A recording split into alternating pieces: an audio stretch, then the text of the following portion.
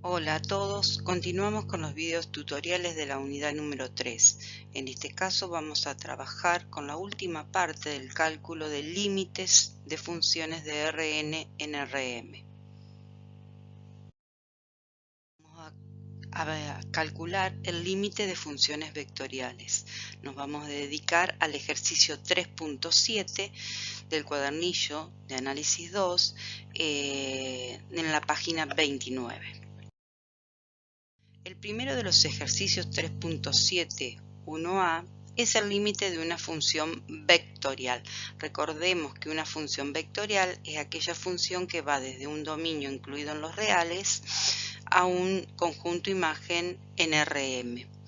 Para calcular el límite de una función vectorial, calculamos el límite de cada una de las funciones escalares que forman cada una de las componentes de dicha función vectorial. En este caso vamos a calcular el límite cuando t tiende a 0 de la primera componente más el límite cuando t tiende a 0 de la segunda componente más el límite cuando t tiende a 0 de la tercera componente.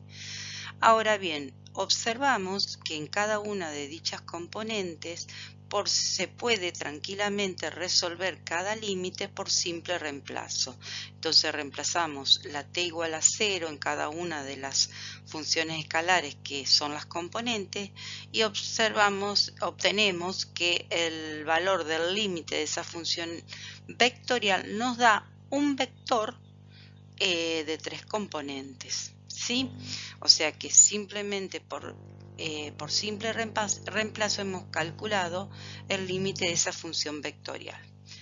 Un segundo ejercicio es el que se plantea en el ítem B, es el límite cuando t tiende a menos 2 de, también aquí tenemos una función vectorial, porque analizamos que primero tenemos una sola variable independiente que es la t, y después tenemos que la expresión que me está matemática, el modelo matemático que tiene la ley que me está representando esa función es un vector de 3 componentes. Quiere decir que esta es una función vectorial que va desde un conjunto dominio incluido en los reales a un conjunto imagen incluido en R3.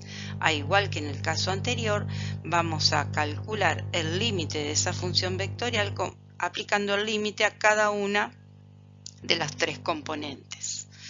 Si calculamos el límite de la segunda y tercera componente, vemos que lo podemos hacer por simple reemplazo, o sea, reemplazar la t por menos 2, este límite nos quedaría e a la 1/2, y reemplazando la t por menos 2 en este seno de t nos quedaría seno de menos t como la tercer componente.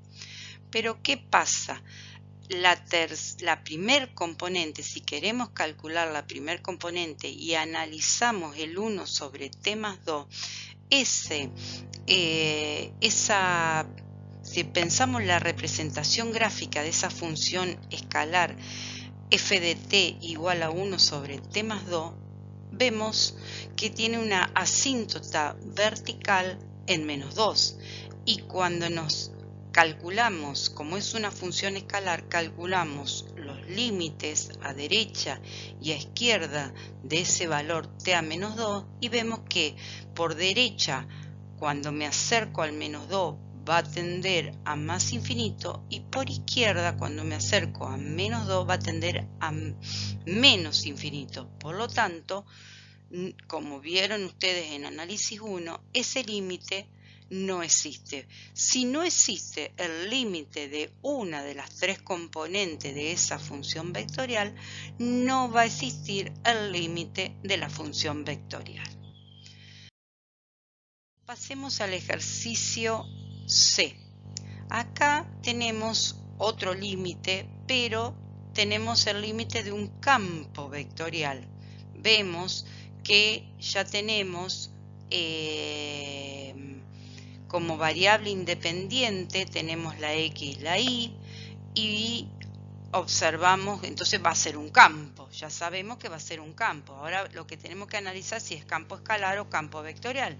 Como está expresada la función a través de una terna, eso nos está indicando que vamos a tener un vector en su conjunto de dominio, vectores en su conjunto de dominio. Entonces vamos a tener una función que es un campo vectorial que va desde un conjunto dominio incluido en R2 a un conjunto imagen incluido en R3.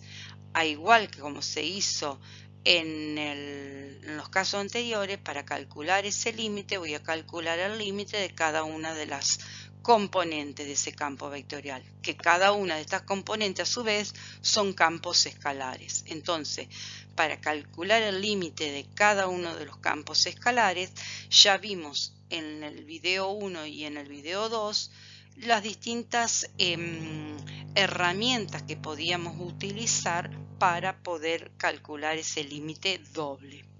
Entonces, para calcular el límite de la primera de las componentes, por simple reemplazo, vemos que obtenemos una indeterminación. Por lo tanto, tenemos que recurrir o ya sea a, si ya hemos descartado la indeterminación esa, no se va aplicando alguna álgebra de límite o límite especial o límite de funciones acotadas, calculamos los límites iterados. Entonces, calculando los dos límites iterados, observamos que ambos nos dan un medio. ¿Qué pasaba? Si estos dos límites iterados nos daban iguales, no podíamos decir absolutamente nada todavía porque estábamos calculando solamente ese límite del campo escalar solo en dos direcciones. Entonces, después, ¿qué hacíamos? Calculábamos el límite radial. En este caso, el límite radial, aplicando el punto que nosotros estamos calculando, el límite es en el punto 0,0, entonces vamos a ir acercándonos a ese punto 0,0 a partir de las de rectas igual a m por x, haciendo todos los cálculos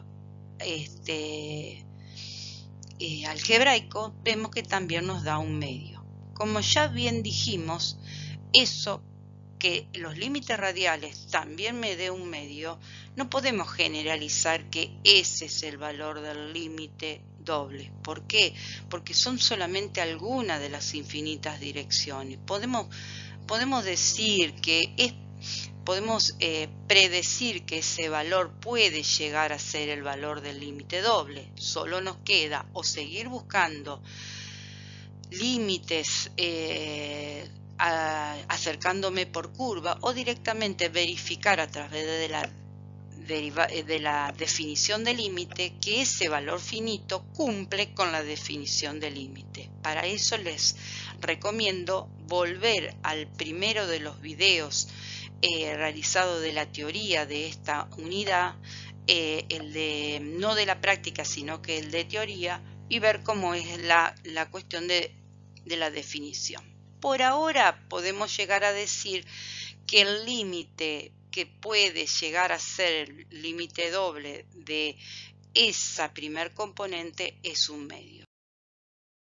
Bueno, continuando con el límite de este campo vectorial, continuamos con calcular el límite de la segunda componente. Vemos que el límite de esta segunda componente la podemos hacer por simple reemplazo, reemplazando la x y la y por el 0, 0.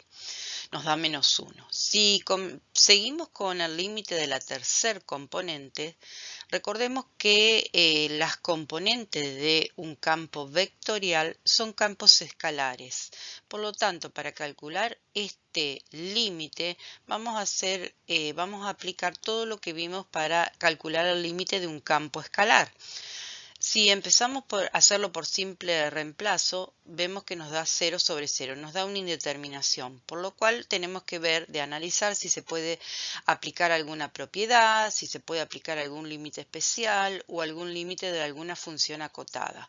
Si descartamos todas esas opciones, Una vez descartadas todas esas opciones, ahí sí recurrimos al cálculo de los límites iterados.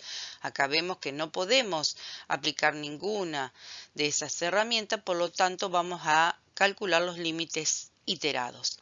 Si calculamos los límites iterados y reemplazando, hacemos primero un límite y después el otro, es indistinto cómo lo llaman, en qué orden lo realizan. Lo importante es que vayan haciendo en los dos sentidos, o sea, dejando primero constante, como en el L12, dejando constante primero la variable y haciendo variar la variable x. Reemplazamos la x en esa expresión del corchete, nos queda ese corchete no da 0 y recién ahí tenemos posibilidad de calcular el límite cuando la i tiende a 0 de 0, que nos queda 0.